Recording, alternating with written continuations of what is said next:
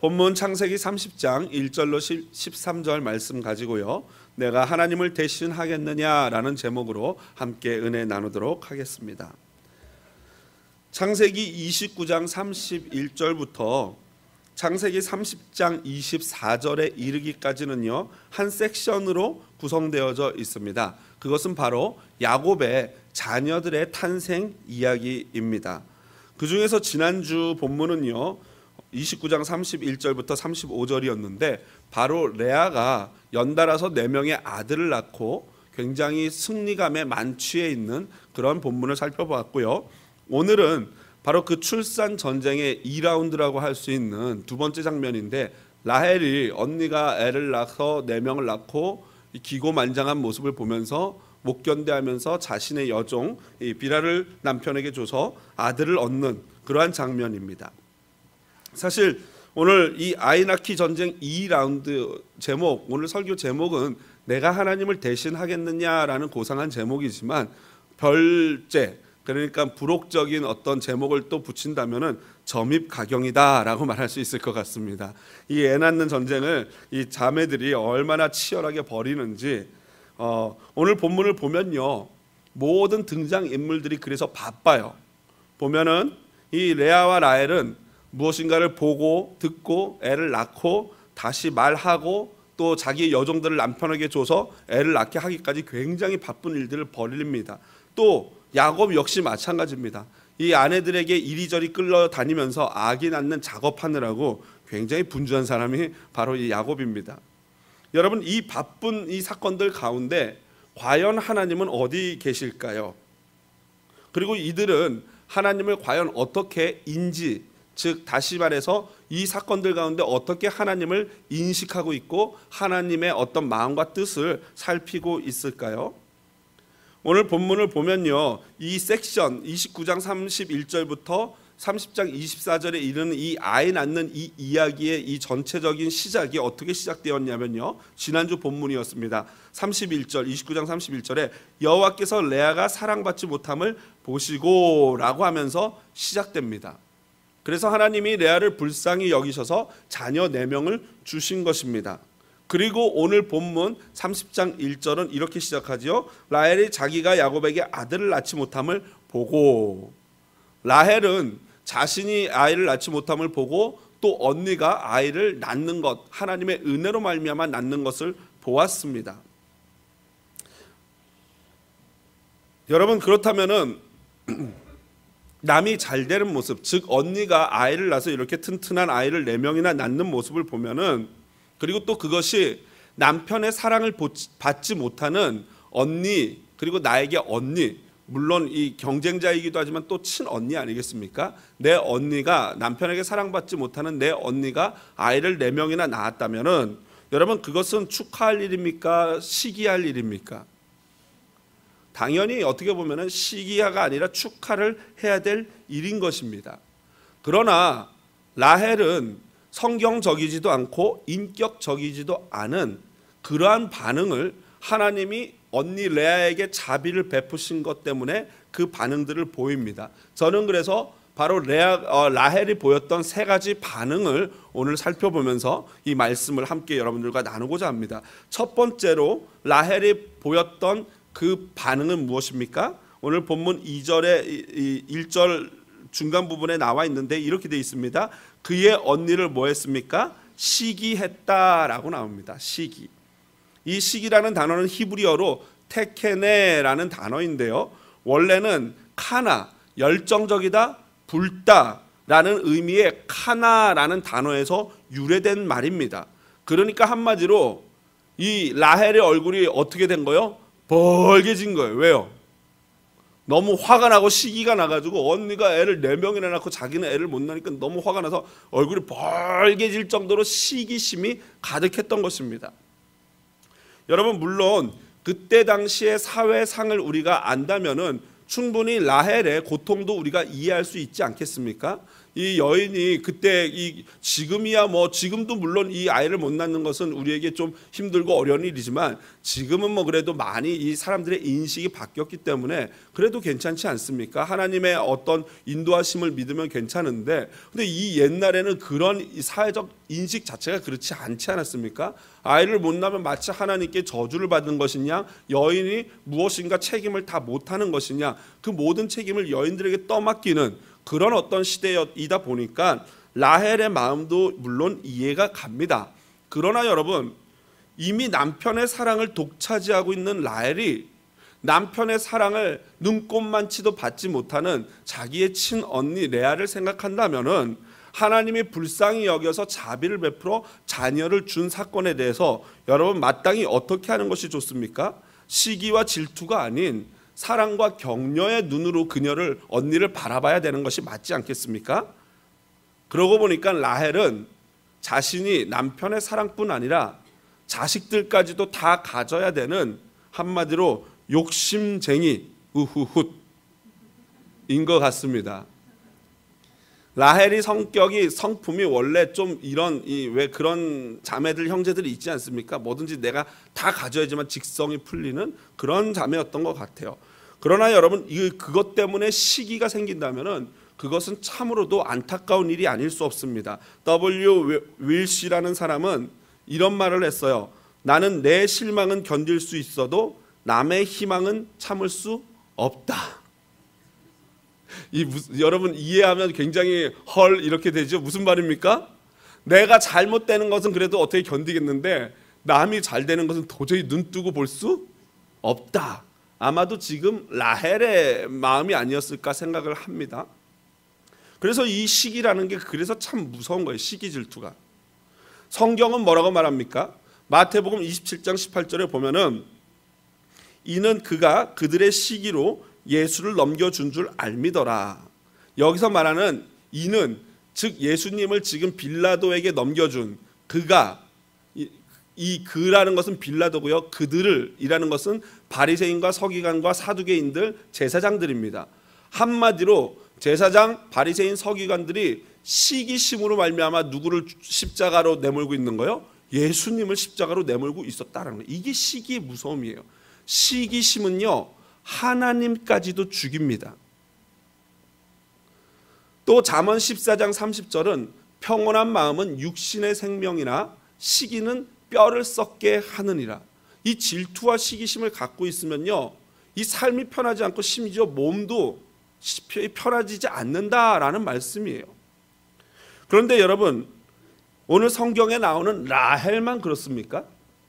저와 여러분은 어떻습니까? 저희들 마음속에 가만히 보면요, 이 시기심이라는 뱀 한 마리가 이렇게 나다다다 이러면서 도사리고 있어요. 언제라도 혀를 하면서 죄송해요. 막 혀를 낼름거리면서 언제라도 물어서 죽이려고 도사리고 있는 걸 느껴요. 근데 주중에 어떤 일이 있었냐면은 저랑 이 전에 교회에서 같이 사역했던 동역자이자 후배이자 동생 목사님 한 분이 계신데, 그분은 이제 미국에서 사역을 하다가 분목사 사역을 하다가 한국으로 들어갔어요. 그래서 한국에서 좋은 교회에서 사역을 하고 이제 얼마 전에 개척을 하고자 결단을 했는데 저에게 이제 전화를 했어요. 뭐 의논을 한다고 전화를 했더라고요. 그 내용인즉슨 뭐냐면은, 긴 스토리를 짧게 말씀드리면은 한마디로 개척을 하려고 그랬는데 우연하게 어떻게 누구의 소개로 홍콩에서 사업을 하시는 어떤 장로님을 만났다는 거예요. 그런데 그 장로님이 홍콩에 8천억 원대의 자산가라는 겁니다. 그렇죠. 감각이 없어서 놀라시지 않을 줄 알았습니다. 8천 원? 뭐 이런 느낌인데 8천억 원이래요. 근데 그 장로님이 이 제 후배 목사님, 동료 목사님을 컨택해가지고 거기서 선교 단체를 열고 교회를 개척하기를 원하는데 목사님과 만나서 이렇게 얘기하더니 목사님과 함께 하고 싶다라고 했다는 거예요. 그러면서 이제 가족도 홍콩으로 다 가족을 그 장로님이 돈을 들여서 초대를 해가지고 초대하기로 벌써 약속이 돼 있고, 또 하루는 전화를 하셔가지고 목사님 이 박사 학위를 받는데 공부하는데 시간이 얼마나 걸리십니까? 라고 물어보시더래요. 한 1년이면 됩니까? 그래서 아니라고, 플러에서 하려면 한 2년 정도 걸린다고 했다는 거예요. 그랬더니 그 장로님이 하시는 말씀에 그러면 목사님 제가 2년 동안 생활비와 학비를 다 댈 테니까 목사님은 공부를 하시고 저와 개척을 했으면 좋겠습니다 라고 하시더라는 거예요. 헐. 그죠? 여러분, 이게 잘 된 겁니까? 안 된 겁니까? 헷갈리십니까? 잘 된 거 아닙니까? 너 잘 돼도 너무 잘 되다 보니까 그 목사님이 한국이 아니라 이제 홍콩 가게 생기셨어요. 홍콩에 가게 생겼는데 저보고 이제 이렇게 됐는데 어떻게 생각하시냐라고 묻는 거예요. 순간 제가, 여러분들도 아마 좀 그런 느낌 들 거, 이거 뭐 사기 아니야? 막 이런 생각 드시지 않습니까? 저도 그런 생각이 약간 들면서 이제 막 이러저러 이제 구차하게 설명을 하려고 그러죠. 뭐 조심해라, 뭐 이렇게 뭐 다 알아보고 자세히 알아보고 어쩌고 저쩌고 막 말을 하려고 그러는데 제 순간 제 마음속에 당황스러운 감정이 올라왔습니다. 뭡니까? 그 뱀이 이러면서 나오는 거예요. 남 잘 되는 거는, 내가 안 되는 건 참을 수 있어도 남 잘 되는 거는 도저히 못 견디는 요 악한 마음이 살짝 올라올라 그러는 거예요. 그래서 제가 충고를 조심하라고 충고를 하려고 하다가 입을 싹 닫았습니다. 그리고 바로 말을 바꿔서 너무 잘 됐다 목사님, 잘 됐다, 조심해서 알아보고 잘 알아보고 진행하는데 너무 하나님이 축복 주시고 잘 돼서 내가 너무 좋다, 기쁘다 라고 말을 싹 바꿨어요. 여러분, 저만 그렇습니까? 그렇군요. 저만 그렇군요. 몰랐습니다. 저만 그런지. 저는 사람이 다 거기서 거기라고 생각해요. 목사가 이 정도면은 일반 성도님들은 본능적으로 그런 어떤 시기심과 질투심이 올라오지 않겠습니까? 그럴 때 여러분 어떻게 해야 됩니까? 입으로 내뱉어야 돼요. 칭찬해야 돼요. 축복해야 돼요. 내 의지와 어떤 내 이성을 총동원해서 그 사람을 마음을 다해서 축복해주고, 아우 잘됐다, 하나님이 이렇게 축복을 주시니 얼마나 좋냐, 너무너무 잘됐다라고 해줘야 되는 게 우리 성도의 입장이요 삶인 줄로 믿습니다. 그래서 탈무드에서는요 이렇게 얘기했어요. 모든 여자, 제가 볼 때는 모든 인간이 맞는 것 같은데 탈무드에서 모든 여자의 시기의 원인은 단 한 가지다 라고 말했어요. 그런데 그 한 가지가 뭔지는 얘기 안 했어요. 여러분들, 우리 자매님들 한번 대답해 보십시오. 모든 여성의 시기의 원인은 딱 하나래요. 뭡니까? 제가 볼 때는 제가 답을 말씀드릴게요. 그게 뭐냐면은 바로 나. 뭐라고요? 여성들이나 모든 사람이 시기하는 첫 번째 모든 한 가지 원인은 뭐예요? 나예요, 나. 내가 주인이기 때문에 내가 더 잘 돼야 되고, 내가 더 유명해야 되고, 내가 더 잘 풀려야 되고, 내가 애를 더 많이 낳아야 되고, 내가 남편의 사랑을 더 받아야 되는 이 나라는 것이 중심에 있기 때문에 그렇게 되는 것 같습니다. 바로 라헬이 그것 때문에 시기로 반응을 했어요. 그러나 이것은 절대 하나님이 원하시는 길이 아닙니다. 그리고 그 시기심은 더 나가서 남편을 어떻게 합니까? 협박합니다. 협박. 라헬은 언니를 시기하고 이제는 남편을 협박하는데 뭐라고 합니까? 보십시오. 2절에 1절 마지막 부분에 보니까 내게 자식을 낳게 하라, 그렇지 아니하면 내가 죽겠노라 라고 말해요. 여러분, 이 히브리 원문에는요 죽겠노라가 뒤에 나오는 게 아니고 나 죽을 거야, 나 애를 낳게 하든지 말든지 빨리 멱살을 잡고 막 남편을 닥달하는 거예요. 여러분, 솔직히 아까도 말씀드렸지만 분명히 아이를 못 낳고 하는 것은 그 당시 사회에서는 굉장히 수치스럽고 괴로운 일은 맞아요. 그러나 여러분, 그 문제가 죽을 문제입니까? 그것 때문에 죽으면 되겠습니까? 아니죠. 그런데 이 라헬의 그 말 때문인지, 이 말하는 대로 되는 그것 때문인지 몰라도 실제로 몇 장 지나지 않은 창세기 35장에는 라헬이 어떻게 됩니까? 애를 낳다가 죽어요. 말한 그대로. 그러므로 여러분, 말 조심해야 됩니다. 엘리자 러키치라는 사람이 마음에 질투를 품지 않도록 조심하라. 왜냐하면 그것은 어떤 것보다 더 빨리 당신을 죽이는 것이기 때문이다. 이게 라헬에게 고스란히 일어나지 않았습니까? 그렇지만 여러분, 이 동일한 아픔, 이 라헬에게 있어서는 이 아이를 못 낳는 이것이 그 라헬에게만 있는 고통은 아니었어요. 같은 구약시대 문화 가운데도 많은 여성들이 불임의 고통을 겪었고 성경에도 불임의 여인들이 나오고 있습니다. 그게 누굽니까? 한나, 사무엘의 엄마 한나죠. 한나도 그 마음에 고통이 있었어요. 한번 볼까요? 사무엘상 1장 10절에 보니까 한나가 마음이 괴로워서 여호와께 기도하고 통곡하며 라고 나와요. 한나도 마음이 어땠어요? 괴로웠어요. 라헬처럼 한나도 괴로웠단 말이죠. 그런데 한나는 누군가를 시기하고, 저 한나는 더 괴롭지 않습니까? 막 이 여종이 막 그냥 괴롭히고 이러는 그런 상황 가운데 시기하거나 그러지 않고 오히려 어떻게 했어요? 여호와께 와서 뭘 했어요? 기도하고 울었어요. 그렇습니다. 이런 고통이 있을 때는 하나님께 나와 기도하며 울어야 할 줄로 믿습니다. 동일한 아픔이지만 한나는 그것을 고스란히 하나님 앞으로 가지고 나간 것입니다. 하지만 라헬은 시기하고 남편을 협박했습니다. 아직 하나님에 대한 믿음이 없거나 이해가 부족하거나 이해가 없는 그러한 정도의 신앙이 바로 라헬의 신앙이었어요. 그래도 그럴 것이 이름을 짓는 것만 봐도 알아요. 언니 레아는 앞에 보면 여호와라는 이름, 이 뜻을 넣어가지고 아들들의 이름을 지었다면은 오늘 본문의 라헬은 여호와가 아니라 하나님이라고만 이름을 사용합니다. 이것이 별로 차이가 안 나는 것 같지만 그렇지 않아요.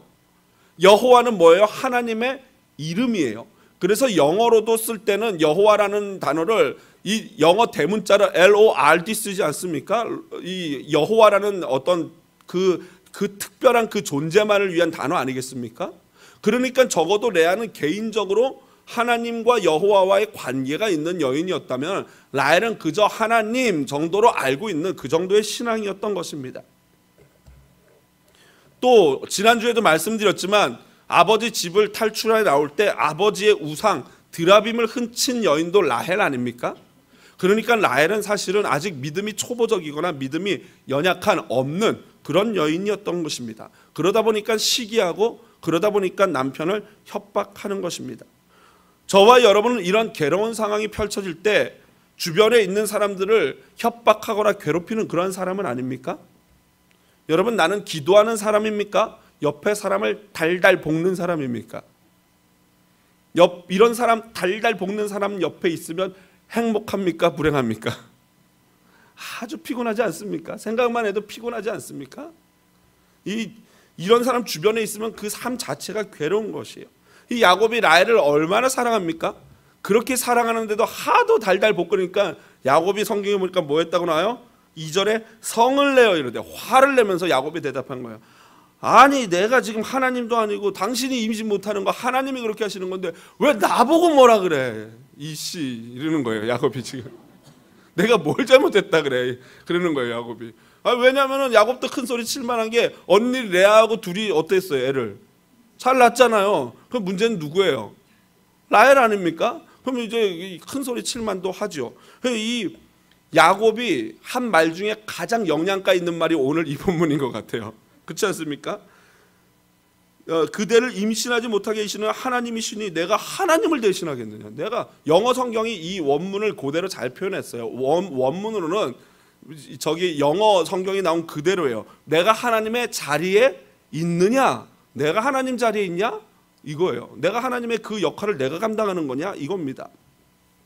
그러나 저는 이렇게 야곱의 이것을 신앙적인 고백이다라고 보는데 브루스 월트키라는 훨씬 저보다 뛰어나고 유명한 학자, 신학자께서는 구약학자께서는 이 부분을 어떻게 주석했냐면요. 그의 신앙 고백이라기보다는 책임 회피성 회유에 불과하다라고 저평가했어요. 한마디로 뭐예요? 와이프가 자꾸 자기한테 책임을 전가하니까 내 책임 아니다라고 그것을 회피하기 위해서 하나님의 그 이름을 들먹였다. 그게 진짜 신앙이라기보다는 그렇다라고 보는 거예요. 저는 뭐 야곱이 그 정도까지는 아니지 않나라고 생각을 하는데 이렇게 볼 수도 있고 저렇게 볼 수도 있습니다. 여기서 분명한 것은 하나님이라는 분은요, 우리가 협박한다고 떼쓴다고 나 죽을 거야 한다고 해주시는 분입니까? 아닙니까? 아니시라는 거예요. 하나님은 절대 주권적인 분이세요. 그분이 원하실 때 하시는 것입니다. 주중에 요즘 좀 제가 막 마음이 좀 이렇게 안 좋은 게 뭐냐면은 이 성도님들 가운데 자꾸 기도 제목들 큼직큼직한 것들이 저한테 올라옵니다. 이렇게 이런 사안 저런 사안 이렇게 뭐 여러 가지 문제들의 기도 사항이 올라와서 이 연말에 더 하나님이 기도하라는 신호구나라고 생각을 하고 있어요. 우리 부역장님들 특별히 더 함께 마음을 모아서 정신 차리고 우리가 같이 기도로서 우리 성도님들의 삶을 지키고 보호하여 주시기를 부탁을 드립니다. 그 일선에는 제가 있어요. 우리 성도님들 너무 염려 마세요. 제가 죄송합니다. 이거 말하면 이거 어쨌든 최선을 다해서 우리 보호막이 되도록 열심히 기도를 하겠습니다. 주중에 어떤 일이 있었냐면은 이 한 성도님이 이 비즈니스를 하시는데 이 비즈니스 하는 가운데 기계가 고장이 났어요. 기계가 고장이 났는데 부품을 구하려고 하니까 부품이 없다는 거예요. 그래서 이 LA에다 주문을 했더니 한 며칠 걸려서 한 이번 주중 이제 지난 주중 수요일 날 도착한다고 했다는 것입니다. 그래서 참 이 안타까운 일이 아닙니까?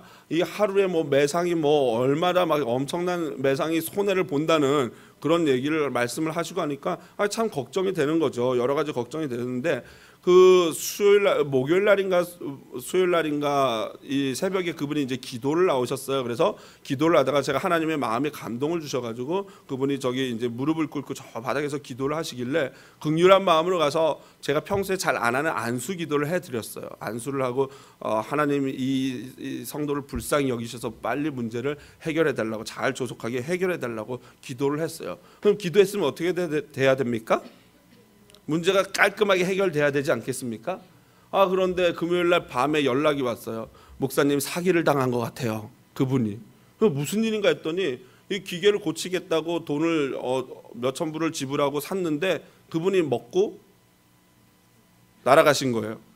연락이 목요일부터 안 되는 거예요. 그래서 부랴부랴 다른 분 연결해 가지고 새로운 기계를 이렇게 이제 다시 주문을 했다고 하는데 저 입장에서 완전 이거 대략 난감 아닙니까? 이 목사가 기도를 해주면은 해결이 돼야 되는데 문제가 어떻게 더 이렇게 깊어지냐고요. 그래서 저 하나님이 도대체 저한테 왜 이러시는지 목회를 하라는 건지 말라는 건지 그런 마음을 가지고 이제 토요일 날 그 또 가게를 방문해서 같이 얘기를 나누면서 제 마음속에 하나님이 그분들을 향해서 주고 싶은 말씀을 주시는 말이 있었거든요. 근데 이제 조심조심했는데 이제 기회가 됐으니까 말씀을 드린 거였어요. 그래서 가서 여쭤봤어요. 이 일을 통해서 하나님이 과연 집사님 두 분에게 뭘 말씀하시는 것 같냐? 그랬더니 그분들 본인들 입으로 말씀을 이렇게 하시더라고요. 요즘 계속해서 새벽 기도에 오시는 분들, 큐티 하시는 분들 본문 보면 아실 거예요. 역대기상에 나오는 이 왕들의 이야기를 보면 처음엔 잘 나가다가 나중에는 어떻게 됩니까? 완전 폭망하잖아요. 왜 그렇게 됩니까? 중간에 뭐가 들어와요? 교만이라는 것이 들어옵니다. 제가 그래서 가가지고 그 힘든, 저도 참 잔인한 사람 같아요. 그 힘든 분들한테 가가지고 교만하시지 마시라. 진짜 제자가 되시라. 시간 조금 드리고 헌금 조금 드리고 내 봉사 조금 했다고 해서 그걸로 하나님과 딜을 했다라고 생각하시면 안 된다. 왜요? 하나님은 우리에게 뭘 주셨습니까? 그렇죠. 독생하신 예수 그리스도의 생명을 주셨어요. 사랑을 주셨어요. 죽기까지 사랑하셨어요. 여러분, 죽기까지 사랑하는 사람한테 돈 10,000불 주면은 그 죽기까지 사랑하는 사람이 고마워하겠습니까? 모욕으로 느끼겠습니까? 네가 날 사랑하니까 10,000불 줄게 하면 모욕이에요. 죽기까지 사랑하는 사람한테는 뭘 줘야 됩니까? 죽기까지 사랑하는 사랑을 줘야 됩니다. 제가 이 말씀을 드렸어요. 이거 사실은 이제 싸우자는 얘기잖아요. 그분하고 지금 힘들어 죽겠는데 싸우자는 얘기잖아요. 그런데 그분들이 믿음으로 잘 받으셨어요. 맞습니다, 목사님. 제가 와서 열심히 한 건 사실이지만 열심히 해서 가게가 이렇게 막 3배 성장했는데 어떻게 그렇게 담임 목사를 닮았는지 모르겠어요. 저는 5배 성장했다 해가지고 팍 넘어졌다고 지난주에 말씀드리지 않았습니까? 이분들은 3배 성장했다고 이러다가 팍 이렇게 요번에 하면서 그분이 고백하기를 내가 열심히 한 것도 사실이지만 진짜 기계 그까짓 거 하나 딱 고장나니까 올스톱이 되다는 거예요. 그러니까 하나님의 은혜가 아니고서는 되는 일이 없을 줄로 믿습니다. 그렇습니다. 하나님은 주권적인 분이세요. 하나님은 우리 인생의 주인이십니다. 모든 열쇠를 누가 가지고 계세요? 하나님이 가지고 계세요. 유대 랍비들은요, 하나님께서 네 가지 열쇠를 갖고 있다고 말합니다. 첫 번째가 뭐냐면 구름의 열쇠, 마음의 열쇠, 무덤의 열쇠, 태의 열쇠. 다시 말씀드리면 구름, 마음, 죽음, 무덤, 태, 생명의 열쇠를 가지고 계시다라는 거예요. 그런데 여러분, 어디 하나님이 갖고 계신 열쇠가 그것뿐입니까? 하나님은 온 우주의 모든 열쇠를 가지고 계시는 분인 줄로 믿습니다. 그래서 요한계시록 3장 7절에 이렇게 말씀하셨어요. 빌라델피아 교회의 사자에게 편지하라. 거룩하고 진실하사 다윗의 열쇠를 가지시니 곧 열면 닫을 사람이 없고 닫으면 열 사람이 없는 그가 이르시되. 아멘. 여러분, 열면 닫을 사람이 없고 닫으면 열 사람이 없는 그가 누구십니까? 바로 하나님 예수 그리스도이신 줄로 믿습니다. 그러므로 여러분, 열어야 될 문제가 있습니까? 여러분, 닫아야 될 문제가 있습니까? 그렇다면은 바로 그 열쇠를 갖고 계시는 하나님께로 나아가시기를 주님의 이름으로 축복을 드립니다. 내가 할 수 있는 것 아무것도 없어요. 인생을요, 이제 50 가까이 되는데 이 인생을 살아오고 뒤돌아보고 기도해보고 매 순간순간 느끼는 이 결론이 뭐냐면은 내가 할 수 있는 거 하나도 없습니다. 진실한 고백이에요. 아직도 그래도 내가 할 게 있지, 이렇게 생각하시는 분은 아직 인생을 모르시는 거고 아직도 이 신앙이 뭔지를 모르시는 거예요. 내가 할 수 있는 건 진짜 눈꼽만치도 하나도 없어요. 오직 하나님의 은혜요, 하나님이 하시는 것인 줄로 믿습니다. 이것을 아는 것이 믿음이고, 이 믿음이 있는 자가 뭘 해요? 하나님 앞에 무릎 꿇고 기도하는 줄로 믿습니다. 세 번째로 라헬의 반응입니다. 그것은 뭐냐면 자구책입니다. 스스로 자신을 구원하려고 무엇인가를 하는 거예요. 그 방법이 뭐였어요? 여종 비라를 남편 야곱에게 들여보낸 거였어요. 라헬이 스스로 생각해낸 자구책, 스스로 구원할 수 있는 방법은 시할머니 사라가 썼던 방법입니다. 그런데 사라하고는 약간 달라요. 사라 때는 아들이 있었어요, 없었어요? 아예 한 명도 없었어요. 그런데 지금 라헬에게는 남편 야곱의 아들들이 있어요, 없어요? 자그마치 4명이나 있어요. 그것도 언니가 난 아들들이 있어요. 그렇다면은 구태여 여종들까지 동원할 필요가 있느냐라는 말입니다. 그리고 야곱과 아브라함의 자세도 달라요. 창세기 16장 2절에 보면은 아브라함이 사라의 말을 듣고 라고 표현되어 있습니다. 그건 무슨 의미냐면은 아브라함은 별로 원하지 않는데 사라가 하도 달달달달달 볶으니까 어떻게 했다는 거예요. 가정의 평화를 위해서 내가 그래 하가를 그냥 그래 애 한번 낳자 하고 들어갔다는 거예요. 그런데 오늘 본문에 보니까 4절에 보니까 그의 시녀 비라를 남편 야곱에게 주니까 아내로 주매 야곱이 그에게로 들어갔더니 야곱은 전혀 그런 고민이 없어요. 그래? 알았어, 쿨 하게 들어가는 거예요. 이게 바로 야곱과 아브라함의 차이인 거죠. 그렇습니다. 그러나 놀라운 것은 뭐냐면은 하나님이 이러한 관계 가운데서도 아이를 주십니다. 그럼 왜 그럴까요? 그거는요, 여러분, 이따 다시 또 설명을 하겠지만 이거는 분명히 하나님이 원하시지 않는 방법이에요. 어떻게 알 수 있냐면요, 이 아까 말씀드렸던 그 섹션, 애를 낳는 그 장면, 이야기 장면 가운데 이 라헬과 레아가 직접 아이를 낳을 때만 이런 말들이 붙어요. 31절에 보니까 여호와께서 레아가 사랑받지 못함을 보시고, 여호와가 보셨다, 관여하셔요. 그런데 비라가 애를 낳을 때는 하나님이 관여하시지 않아요. 또 레아가 자기의 여종 실바를 통해서 애를 낳을 때도 관여하시지 않아요. 그런데 또다시 레아가 다음 주에 살펴볼 때 애를 낳을 때는 하나님이 그의 소원을 들으셨다라고 17절에 말씀하셔요. 그리고 또 마지막으로 라헬이 요셉을 낳을 때도 하나님이 22절에 보니까 라헬을 생각하시고 그녀의 소원을 들어주셨다 말씀하세요. 그러니까 하나님은요, 제대로 된 하나님이 원하신 때에만 관여를 하셨다라고 표현을 하고 나머지 실바나 비라에게는 그런 관용구를 안 쓰고 있다라는 거예요. 그렇다고 여러분 오해하지 마시게 그러면 얘네들은 사탄이 준 자식인가? 그렇지 않아요. 하나님이 물론 다 허락하시고 하나님의 이 생리적인 생물학적인 질서 가운데 그 당연히 남녀가 함께 잠자리를 하면은 임신을 하게 되고 애를 낳는 건 이것은 하나님이 이 땅에 기본적으로 주신 질서예요. 그 질서 안에서 나왔다라는 그런 의미인 것입니다. 여하튼 바로 이렇게 라헬이 그 여종 비라를 통해서 아이를 낳는데 첫 번째가 단이에요. 단이라는 이름은 그가 심판하셨다. 하나님은 재판장이시다. 이 단이라는 이름에서 유래된 이름이 뭐예요? 다니엘이에요. 다니엘. 하나님이 다니엘이라는 이름의 뜻이 하나님은 심판자시다 아닙니까? 그 이름이 나온 것입니다. 그리고 둘째도 나왔어요. 납달리예요. 경쟁, 싸움에서 이겼다. 언니와 경쟁해서 내가 이겼다라는 것입니다. 이것은 하나님이 말씀하신 겁니까? 라헬의 해석입니까? 라헬의 해석이에요. 어디에도 하나님이 그녀의 억울함을 풀기 위해서 비라라는 여종을 통해서 단을 주셨다라고 안 나와요.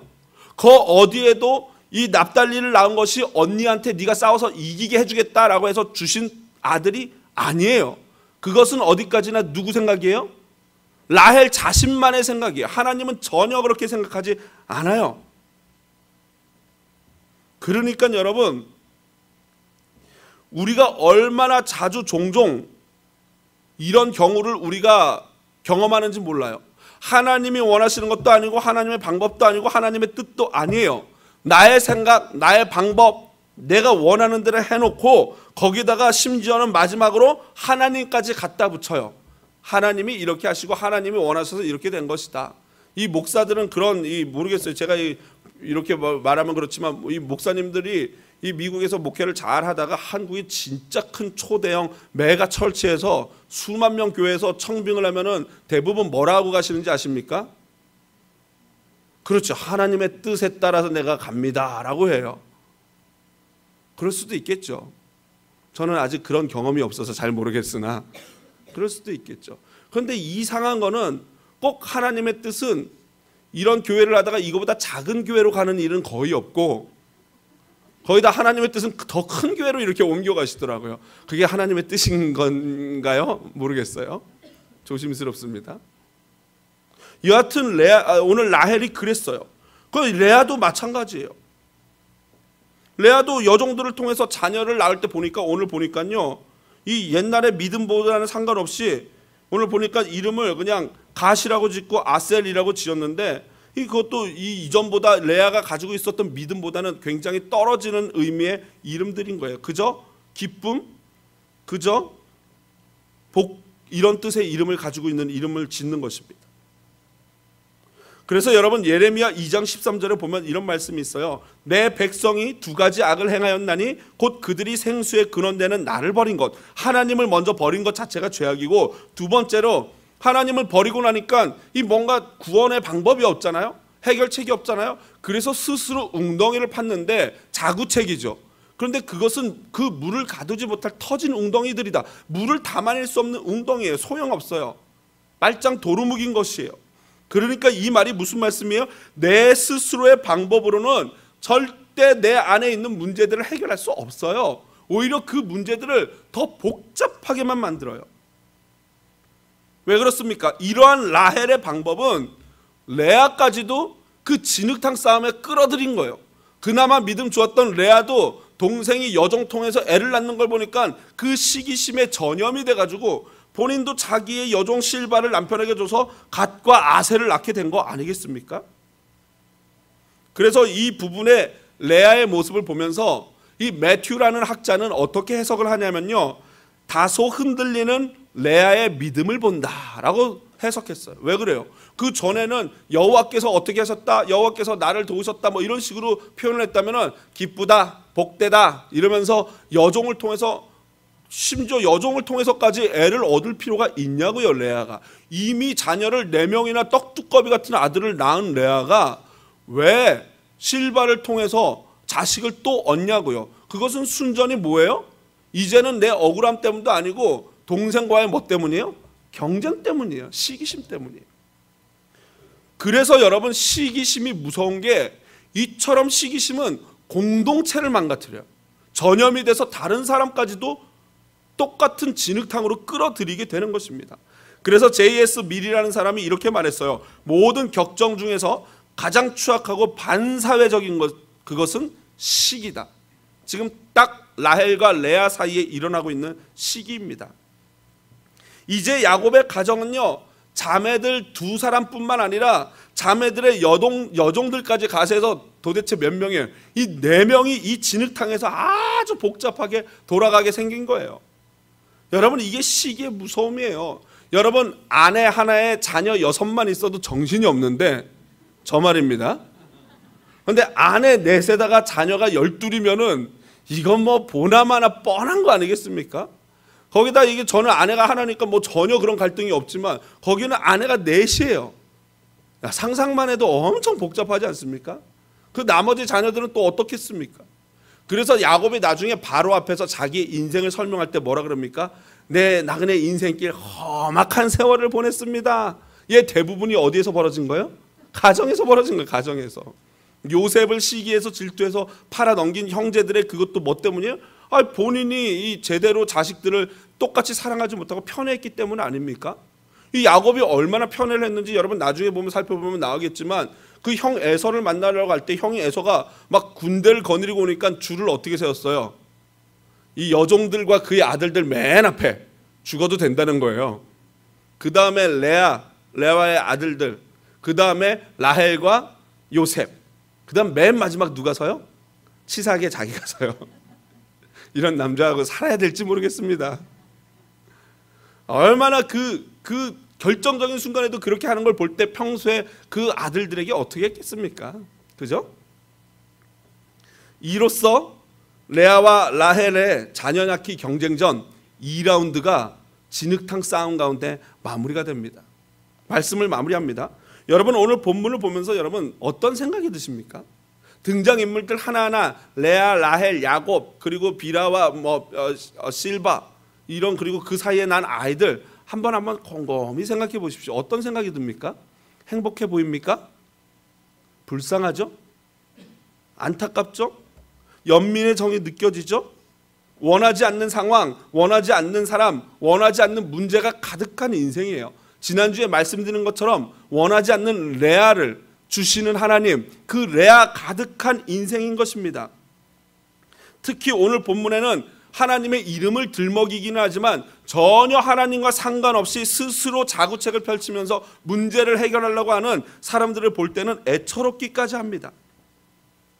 남편의 사랑을 받지 못하는 첫 번째 부인 레아, 또 원래 사랑하던 연인을 하루아침에 언니에게 빼앗겨버린 라헬, 그리고 애를 낳지 못하는 라헬, 또 삼촌에게 속아서 하루아침에 원하지 않는 두 자매의 남편이 되고 이제는 두 여종까지 겹쳐져서 4명의 남편이 된 야곱, 복잡한 구도에 빠져버린 야곱, 다 모두 여러분 너무나도 불쌍하지 않습니까? 안타깝지 않습니까? 그런데 여러분, 오늘 본문 가운데 제일 불쌍한 사람 여러분 누구라고 생각하십니까? 야곱? 레아? 라헬? 저는요, 오늘 본문에서 가장 불쌍한 사람은요, 빌하와 실바와 그의 아들들이라고 생각합니다. 그들은 무슨 죄가 있습니까?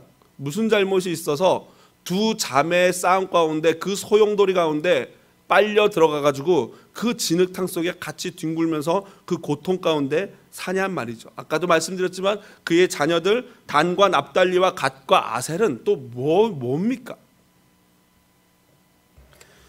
오늘 이 섹션, 이 야곱의 아들 자녀들의 이야기가 나오는 이 섹션에는 딱 하나님의 행동을 묘사하는 구절이 3구절밖에 없어요. 보시면은 오늘 본문에는 아예 나오지도 않았어요. 오늘 본문에는 아예 인간들의 어떤 경합들과 다툼이 있기 때문에 나오지도 않아요. 보십시오. 29장 31절에 여호와께서 레아의 사랑받지 못함을 보시고 그의 태를 여셨고요. 또 30장 17절에 보니까 하나님이 레아의 소원을 들으셨으므로 그가 임신하였고, 22절에 보니까 하나님이 라헬을 생각하신지라 하나님이 그의 소원을 들으시고 그의 태를 여셨다. 딱 3가지밖에 안 나와요. 하나님은 보시고 들으시고 생각해 주시고 그분의 시간에 그분의 일을 이루시는 분인 줄로 믿습니다. 심지어 인간이 자기의 욕심으로 실수로 내 스스로 구원하고자 막 내 열심으로 무엇인가를 이루었다 할지라도, 그런 실수를 버리고 이런 복잡한 일을 만들어 간다 할지라도 하나님은 그것까지도 활용하셔서 그 하나님의 일을 이루시는 분입니다. 바로 이러한 라헬과 레아의 실수를 통해서, 야곱의 실수를 통해서 무엇을 만들어 가십니까? 이스라엘 12지파를 완성해 가시는 하나님이신 것입니다. 여러분 무엇을 느끼십니까? 우리는 때로는 하나님과 상관없이 심지어는 그분의 이름까지도 들먹이면서 내가 가지고 싶은 것, 내 안에 담고 싶은 것, 나의 만족과 유익을 위해서 살아갑니다. 그래서 실수하고 문제를 복잡하게 만듭니다. 그러나 그 복잡해진 인생 가운데 하나님은 보시고 들으시고 불쌍히 여기시고 생각하시어 끝내는 주권적으로 다시 이를 바로잡으시는 분이 하나님인 줄로 믿습니다. 그러므로 인간의 죄악과 실수까지도 바로잡으시고 아름답게 하나님의 계획으로 완성해 가시는 그 하나님, 야곱에게 베들에서 언약하시고 그 언약을 묵묵히 실행하시는 하나님, 그분 안에 우리가 거하기만 한다면은 때로는 우리가 죄 때문에, 우리의 잘못된 못된 마음 때문에 때로는 실수하고 죄를 짓는다 할지라도 우리의 조그만 실수와 죄악까지도 하나님의 그 아름다운 손이 버무리시고 다듬으시고 고치셔서 하나님의 아름다운 가정, 하나님의 아름다운 공동체, 하나님의 교회, 그리고 하나님의 아름다운 나라 만들어 가실 줄로 믿습니다. 그 하나님 안에 거하시는 사랑하는 성도님들 되시기를 주님의 이름으로 축복드립니다.